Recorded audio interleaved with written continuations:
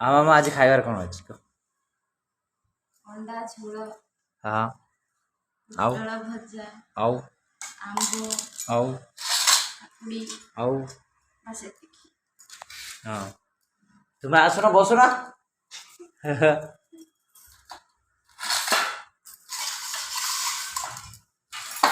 अब भाभी ये बापा खाइए नी ना बापा खाइए हाँ चलो ठीक है ना ओके स्टार्ट कर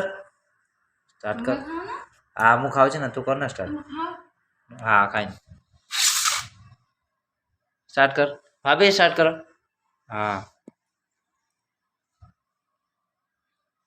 आने को डाला आने दे दो तुम खाओ नहीं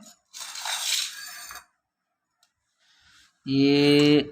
खाली अंडा झुलो अंडा झाल हाँ अंडा झाल है बोलते